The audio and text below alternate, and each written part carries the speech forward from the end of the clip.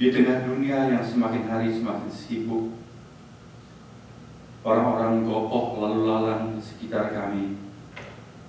Ya Tuhan, banyak manusia semakin merasa terpencil di dalam kesendirian. Tapi kami mengucap syukur karena Engkau telah berjanji bagi murid-murid-Mu, Engkau tidak pernah meninggalkan kami seorang diri. Bahkan bila kami tetap menjalankan amanat yang Tuhan perintahkan kepada kami, Engkau sudah berjanji, bahkan sampai kepada kesudahan alam, Engkau selalu menyertai kami. Kami tidak perlu takut karena Engkau sudah berjanji penyertaan yang kokoh seperti ini. Kami bersyukur Tuhan. Berikut kami hendak bersama-sama membaca dan merenungkan firman Tuhan. Bukalah alam pikiran kami supaya kami mengerti kebenaran firman Tuhan.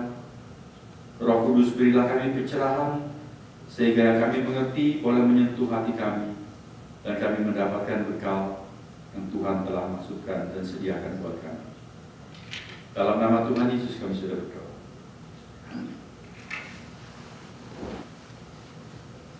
Saudara, marilah bersama-sama kita membuka bagian yang sudah diberikan batas dalam Alkitab. Untuk sore hari ini dalam kitab Kejadian pasal yang ke-50, hendak saya bacakan bagi kita sekalian ayat 15 sampai dengan ayat yang ke-21.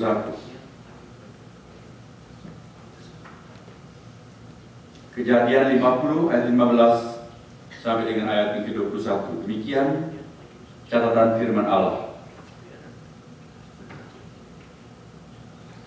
Ketika saudara-saudara Yusuf melihat bahwa ayah mereka telah mati, berkatalah mereka, boleh jadi Yusuf akan mendendam kita dan membalaskan sepenuhnya kepada kita segala kejahatan yang telah kita lakukan kepadanya.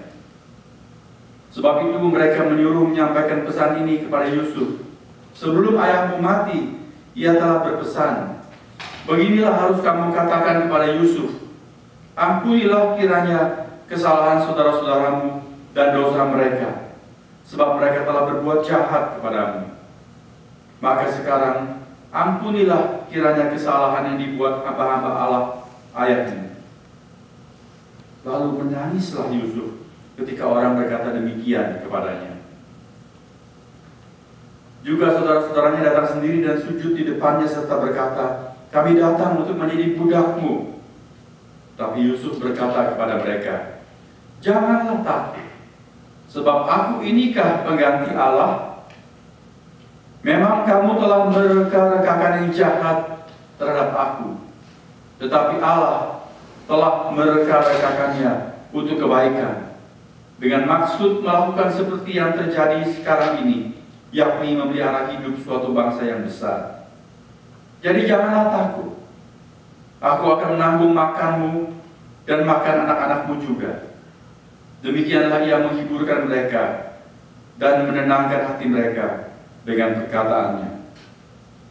Berbahagialah kita yang mendengar firman Tuhan, yang mengerti dan yang melaksanakan prinsip-prinsip yang dimengertikannya kepada kita. Amin.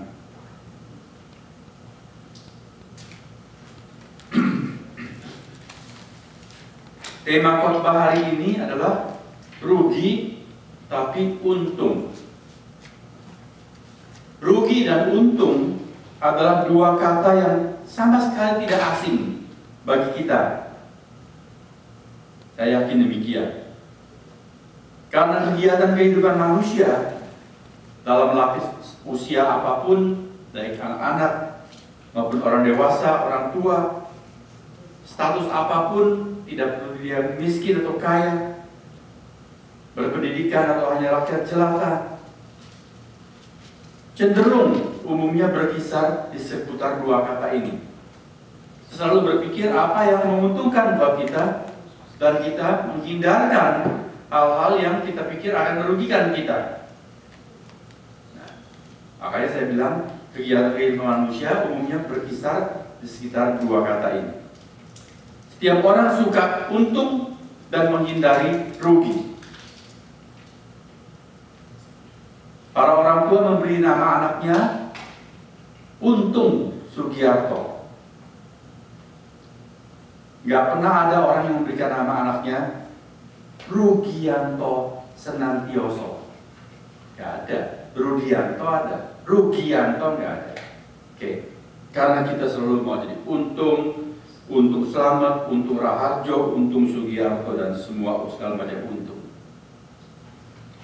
Pembanding khotbah hari ini saya ambilkan dari sebuah ayat yang kerap diingat oleh banyak orang Kristen, disitir di dalam banyak perkara, dihafalkan menjadi pegangan dalam kehidupannya, yaitu Roma pasal 8 ayat 28. Rasul Paulus berkata, kita tahu sekarang bahwa Allah turut bekerja dalam segala sesuatu untuk mendatangkan kebaikan bagi mereka yang mengasihi Dia, yaitu bagi mereka yang terpanggil sesuai dengan rencana Allah. Nah, pada waktu orang menyitir ayat ini, apakah yang mereka maksudkan? Saya yakin saudara-saudara, orang bermaksud dia mempunyai suatu konotasi atau nilai arti untuk ayat ini, bahwa apapun yang terjadi, Tuhan sudah berjanji, finally untung buat aku. Jadi yang dia tekankan adalah keuntungan. Dan dia merasa aman, selalu untung di dalam Tuhan. Tetapi kadang tanpa kita sadari, kita mengabaikan bahwa ayat tersebut secara implisit, secara tersirat, juga mengisyaratkan bahwa Allah yang sama, Allah yang berjanji ini, Allah yang sama, juga tidak serta-merta menyingkirkan segala kenyataan yang tidak menyenangkan dalam kehidupan umatnya. Waktu Rasulullah berkata, kita tahu sekarang bahwa Allah turut bekerja dalam segala sesuatu. Segala sesuatu itu yang akhir berdasarkan kebaikan, justru segala sesuatu itu adalah hal-hal yang tidak nyaman, hal-hal tidak menyenangkan, hal-hal yang menyakitkan, kesulitan, penderitaan, dan lain sebagainya. Saudara-saudara, kalau kita jujur, kita termasuk saya, umumnya akan kewalahan ketika kita menghadapi halangan, kesulitan-kesulitan, penderitaan-penderitaan. Karena apa? Karena kita sejak kecil biasanya hanya diajar dan belajar untuk meraih untung, belajar dan diajar untuk meraih kemenangan, dan tidak siap untuk menghadapi kerugian ataupun kekalahan. Ada sebuah kisah yang menarik untuk disimak. Diceritakanlah ada satu perlombaan untuk anak-anak membuat mobil-mobilan. Jadi model mobil dengan karya mereka sendiri. Mereka boleh pakai bahan apa saja, model apa saja. Lalu model yang sudah mereka buat itu akan dilombakan. Bukan dipajang, tetapi dilombakan. Jadi mungkin menggunakan baterai dan sebagainya. Lalu setelah beberapa babak penyisihan, ada seorang anak yang selalu lolos. Dia berhasil jadi juara di babak itu. Dia menang terus sampai ke babak final. Di babak final ketika mobil-mobilan semua ditandingkan, anak ini jadi juara lagi. Wah, semua orang heboh dan senang sekali, tentu apalagi orang tuanya dan anak yang bersangkutan. Dan ketika anak itu akan diberikan trofi dan hadiah-hadiah, dia dipanggil ke panggung, lalu diwawancara sebelumnya. Pembawa acara yang mewawancara dia berkata, bagaimana perasaanmu? Wah, tentu senang sekali. By the way, tadi saya lihat sebelum kamu berlomba di final ini, saya lihat kamu berdoa di sana. Kamu berdoa apa? Kamu mau minta Tuhan berkati supaya kamu jadi juara ya? Anak ini bilang apa? No. Tadi saya berdoa begini. Saya berdoa, ya Tuhan, tolonglah saya agar saya tidak menangis kalau saya kalah. Saudara, dia anak ini lain daripada anak-anak dan manusia pada umumnya. Kita kalau menghadapi sesuatu yang akan menentukan kita berhasil atau tidak, umumnya kita minta berkat supaya apa? Supaya berhasil, supaya menang, supaya untung. Karena kita tidak mau rugi. Kita tidak pernah menyiapkan diri untuk menghadapi kalau kita kalah. Tetapi anak ini, dia mengajar kita kebijaksanaan. Siapkanlah dirimu. Hidup ini tidak selalu lancar. Memang selalu ada dua option, tapi nggak selalu positif. Kemungkinan kita mengalami yang negatif.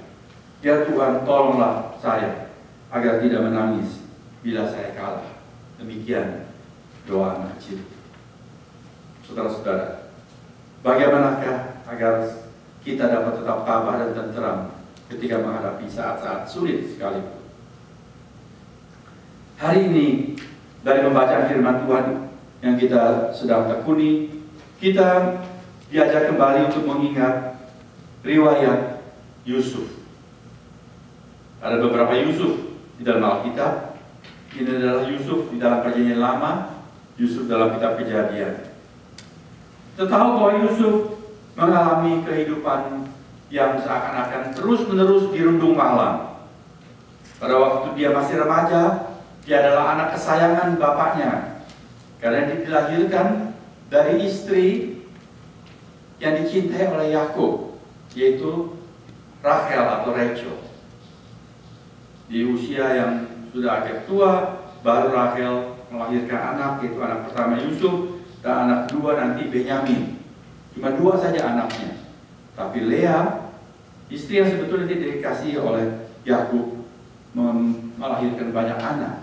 Jadi Yakub memberikan hatinya, cintanya secara istimewa kepada Yusuf.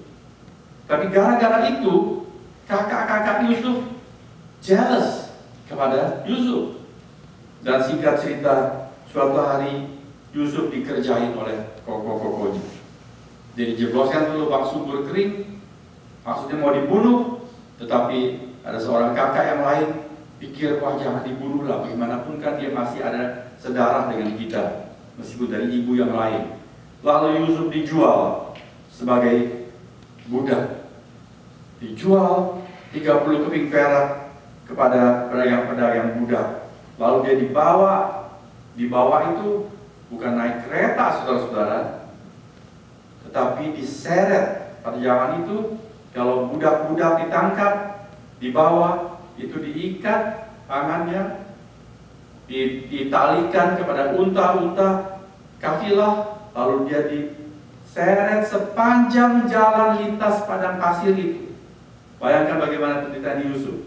Anak emas, anak yang biasanya diistimewakan ayahnya, secara drastis saja tiba-tiba dia mengalami kehidupan yang berubah seperti itu. Kemudian dia sampai di Mesir. Di Mesir dijual sebagai budak, dibeli oleh seorang jenderal. Dia naik daun sempat jadi favorit sang jenderal karena pekerjaannya bagus sekali dan jadi sayang. Tetapi itu tidak berlangsung lama, karena induk semangnya, yaitu istri sang tuan, jatuh mata kepada Yusuf, menggoda Yusuf supaya berselingkuh dengan dia. Tetapi Yusuf yang menjaga kesuciannya, dia tidak mau. Dan karena dia mau hidup jujur, mau hidup bersih di tengah suatu budaya yang rusak dan kotor, Yusuf difitnah. Difitnah bahwa dia hendak mencemari istri tuannya, lalu dia dijebloskan ke penjara. Jatuh lagi, makin dalam. Begitulah kehidupan Yusuf. Satu hari dia menolong pegawai istana yang di penjara, menerjemahkan mimpi mereka. Yang satu, mimpinya itu berarti bagus, yaitu dia akan dibebaskan dan dikembalikan ke posisi jabatannya. Maka Yusuf berpesan, nanti kalau kamu sudah dilepaskan, dikembalikan ke status pekerjaanmu yang semula, tolong deh, jangan lupa aku ya. Aku di sini dijebloskan bukan karena salahku, tapi difitnah orang. Tetapi saudara, Yusuf dilupakan. Orang kalau sedang susah janji segala macam, kalau sudah senang lupa segala-galanya. Yusuf tidak diingat. Bertahun-tahun lewat, tetapi yang kita pelajari dari Yusuf adalah Yusuf tidak pernah bersungut-sungut. Alkitab tidak pernah mencatat hal yang negatif dari Yusuf. Yusuf tidak menggerutu meskipun dia dirugikan berturut-turut. Ini enggak biasa. Karena kita umumnya begitu mengalami kesulitan, kita biasanya tidak senang, bersungut, dan tidak mustahil kita menggerutu kepada Allah. Kita sering bertanya, mengapa? Mengapa? Tetapi Yusuf tidak. Dia begitu tabah. Dari membaca firman Tuhan, saya boleh menyimpulkan bahwa yang membuat Yusuf dapat kuat di dalam penderitaannya dan kerugian yang berturut-turut itu adalah karena dia selalu tidak lupa bahwa masih ada Allah. Of course, Allah itu selalu ada. Tetapi kita manusia ketika mengalami kesulitan, kadang-kadang merasa itu Allah itu di mana Allah? Kita merasa Allah itu meninggalkan kita. Kita merasa Allah itu tidak setia dan tidak care kepada kita. Itulah sebabnya tadi dengan sengaja kita memilihkan sebuah lagu yang membuat janji Tuhan Yesus bahwa Dia tidak akan pernah meninggalkan kita seorang diri. Oleh sebab itu kita dapat dengan yakin berkata, no, I will never alone. Karena Dia sudah berjanji. Tapi Yusuf di zamannya, saudara tidak boleh lupa, belum ada Alkitab. Tuhan berkomunikasi kepada manusia-manusia pilihannya secara khusus lewat mimpi atau hubungan pribadi, tapi tidak ada firman tertulis. Dan belum banyak janji-janji Allah seperti sekarang kita miliki. Apalagi pada waktu itu tentunya mereka belum tahu mengenai Allah yang penuh dengan cinta kasih dan anugerah seperti kita mengenal di dalam Injil Yesus Kristus sekarang ini. Apakah tidak istimewa kalau Yusuf di dalam segala keterbatasan sarana untuk pertumbuhan rohani, dia bisa selalu ingat bahwa Allah itu selalu ada. Apapun terjadi, Allah selalu pegang kendali. Allah bertahta, meskipun sepertinya segala sesuatu itu terbolak-balik dan berantakan dalam kehidupan. Ketika Yakub ayahnya sudah meninggal dunia, pada waktu Yusuf sudah di Mesir, tentu saudara tahu cerita ini, dia sudah menjadi orang penting. Terjadi bala kelaparan di Mesir. Ayah dan saudara-saudaranya pun dilanda bala kelaparan. Mereka harus mencari makan, membeli gandum di Mesir.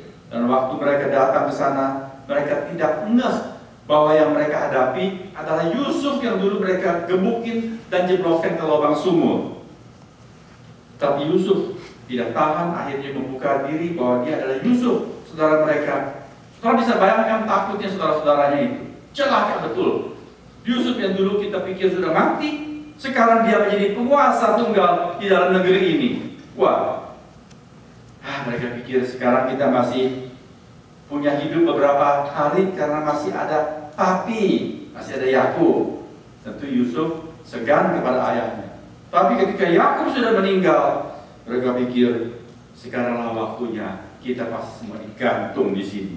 Matilah kita. Jadi mereka mengutus orang datang kepada Yusuf, bilang, dulu sebelum papa meninggal dunia, dia telah berpesan supaya kamu mengampuni kami, karena kami dulu melakukan kejahatan kepadamu. Setelah utusan-utusan datang menyampaikan, saudara-saudaranya sendiri sekarang datang, lalu bersujud.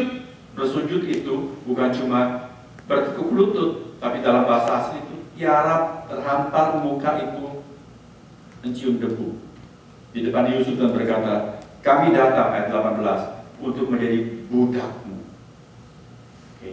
Dulu kami menjual engkau sebagai budak, sekarang biarlah kami semua become your slave, menjadi budak. Saudara perhatikan, semua membuka Kejadian 50, membaca bersama dengan saya 19 dan 20. Dari sinilah kita tahu bahwa Yusuf itu selalu ingat bahwa Allah itu tetap ada. Tadi masih saya berikan tanda petik, karena Allah itu senantiasa ada dari kekal sampai kekal. Kita baca ayat 19 dan 20, Kejadian 50 ayat 19 dan 20. 2, 3. Tetapi Yusuf berkata kepada mereka, janganlah takut, Sebab aku ini kan pengganti Allah. Memang kamu telah mereka-rekakan yang jahat terhadap aku, tetapi Allah telah mereka-rekakannya untuk kebaikan, dengan maksud melakukan seperti yang terjadi sekarang ini, yakni memelihara hidup suatu bangsa yang besar. Kita lihat. Jadi sekarang kita mengerti mengapa Yusuf bisa tahan dalam penderitaan, tidak menggerutu, tidak bersungut-sungut, tidak protes, karena dia selalu ingat, apapun terjadi, Allah tahu. Aku tidak pernah bermaksud buruk kepada kakak-kakakku, tapi mereka curiga, mereka jelas kepadaku, mereka mencelakakan aku.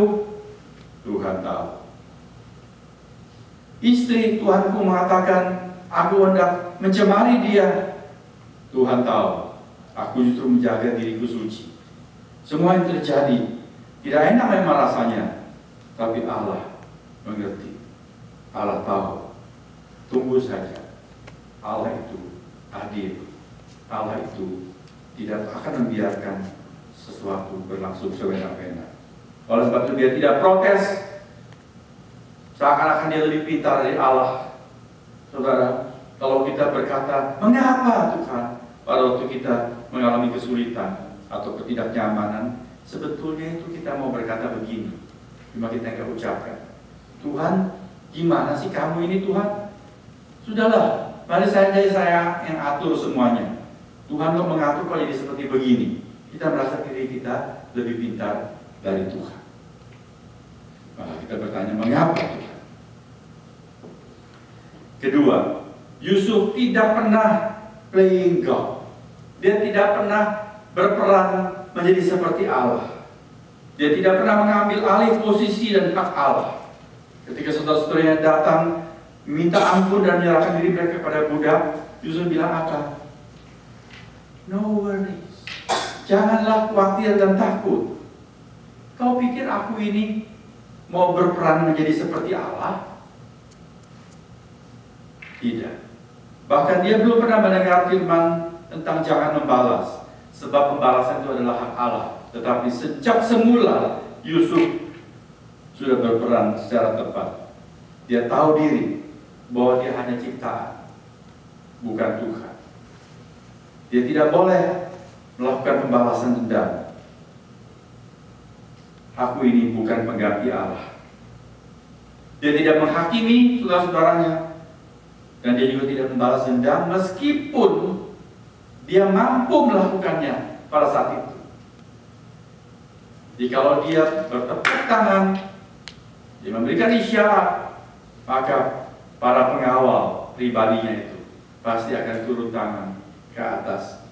Para perantau yang datang memohon belas kasihan untuk melimpahkan, tapi Yusuf tidak melakukannya, sebab dia tahu itu adalah urusan Tuhan.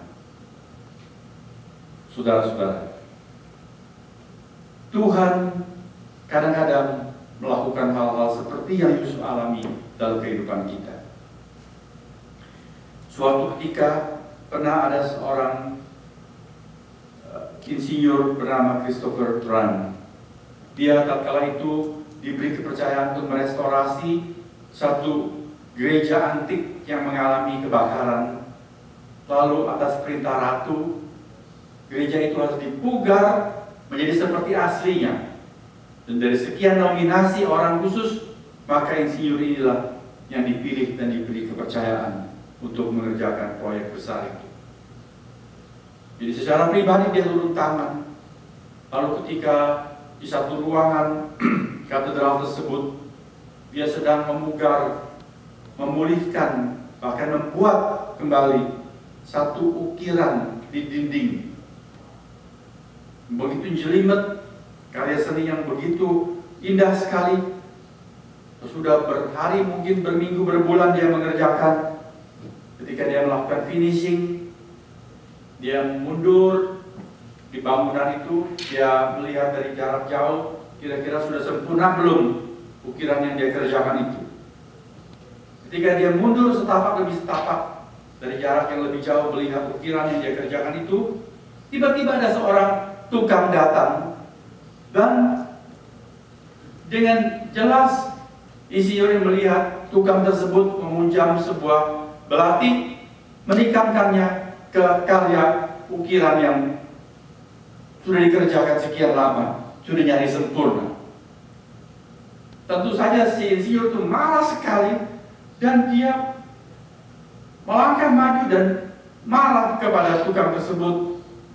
Tetapi tukang itu menjelaskan mengapa dia melakukan hal tersebut. Karena ternyata ketika insinyur itu mundur setapak demi setapak demi melihat dari jarak yang jauh untuk lukisan atau ukiran tersebut, dia tidak sadar bahwa dia mendekat ke tepian lantai atas yang belum ada pagarnya. Jadi melangkah lagi satu langkah, dia pasti jatuh dan dia akan tewas. Tukang itu melihat keadaan begitu berbahaya. Kalau dia berteriak, mungkin insinyur menjadi kaget, kehilangan keseimbangan dan malah jatuh sekalian. Maka dia melakukan suatu hal yang sangat tragis sekali. Dia memunjamkan belati, dia merusak karya tersebut. Dengan cara itulah dia tahu bahwa insinyur ini akan marah, dan karena marah dia akan melangkah maju dan justru menyelamatkan nyawanya. Saudara, ini hanya sebuah kisah, tetapi dia memberikan sebuah hikmat kepada kita, bahwa dalam kehidupan kita kadang kita tidak tahu bahwa ada hal-hal yang akan mencelakakan kita, ada sesuatu yang akan membuat hidup kita ini betul-betul rusak total. Lalu Allah di dalam hikmatnya kadang dia mengizinkan hal-hal yang kita sayang, hal-hal yang kita jaga, mungkin untuk kesehatan kita, mungkin untuk karir kita, mungkin keluarga kita, bisa tiba-tiba mengalami goncangan, bisa tiba-tiba ambruk, bisa tiba-tiba seperti hancur, entah karena musibah, atau dampak resesi global, atau tangan jahat orang lain, atau kesalahan kita sendiri. Sebenarnya dari kisah Yusuf kita mendapatkan suatu pencerahan bahwa Allah itu sedang berkarya. Dia sedang berkarya untuk menghindarkan kita dari yang buruk atau dari yang lebih buruk, guna menghasilkan yang baik atau yang lebih baik dalam kehidupan kita. Namun karena kita tidak mengerti, karena kita tidak tahu, atau karena kita tidak percaya, kita sering marah, kita sering stres dan sebagainya terhadap sesama, atau tidak jarang terhadap Tuhan sendiri. Kita melihat dalam kisah Yusuf, rancangan Tuhan itu sempurna. Meskipun Yusuf mengalami kerugian berturut-turut, dirundung malam, tak habis-habis, seperti jalan itu menurun begitu rendah. Ternyata jalan yang menurun itu Allah rancang untuk membawanya ke puncak. Ke puncak makna dan tujuan keberadaannya di dunia ini. Sebab dia berkata, ketika semua sudah terjadi, ketika saudara-saudaranya dan ayah sendiri datang untuk membeli makanan, tahulah Yusuf mengapa dia dari kemah sang ayah yang mewah dan dia diperlakukan sebagai anak emas, harus mengalami lubang sumur yang dingin dan keras, merasakan basahnya lantai penjara bawah tanah, dilupakan oleh pegawai istana itu. Yusuf tahu semuanya itu untuk membawa dia ke dalam istana Mesir, ke depan Firaun. Sebab tanpa melewati itu semua, Yusuf akan tetap tinggal di Kanaan dan tidak pernah sampai ke Mesir di masa kelaparan tersebut. Yusuf mengerti itu semua. Maka ketika saudara-saudara yang datang meminta ampun dan belas kasihan kepadanya, Yusuf bersaksi, kamu memang telah mereka-rekakan, artinya telah merencanakan yang jahat terhadap aku. Tetapi Allah yang maha berdaulat itu mereka-rekakan, merancang semua kejahatan itu untuk menghasilkan suatu kebaikan. Apa kebaikannya? Yaitu seperti yang terjadi sekarang ini, untuk memelihara hidup suatu bangsa yang besar, Kalau Yusuf tidak mengalami bencana itu, maka tidak akan ada 12 suku Israel. Karena Yakub memperoleh 12 anak, dan 12 anak itu adalah menjadi cikal bakal suku-suku bangsa Israel, 12 suku. Mereka akan semua tewas di bala kelaparan yang hebat pada waktu itu. Sudah lihat bagaimana Allah campur tangan dalam kehidupan umatnya. Betullah seperti yang Nabi Yesaya berkata, jalannya bukan jalan kita. Rancangannya, pikirannya jauh lebih tinggi dari rancangan kita. Marilah saudara kita tetap lekat kepada Allah, tambah berserah kepadanya, lebih mengasihi Dia, sebab percaya kepada kebenaran firman Tuhan, bahwa Allah turut bekerja dalam segala sesuatu untuk mendatangkan kebaikan bagi mereka yang mengasihi Dia. Ayat ini sudah berlaku dan senantiasa akan berlaku di dalam banyak peristiwa. Banyak riwayat hidup sudah membuktikan hal-hal yang kelihatannya merugi.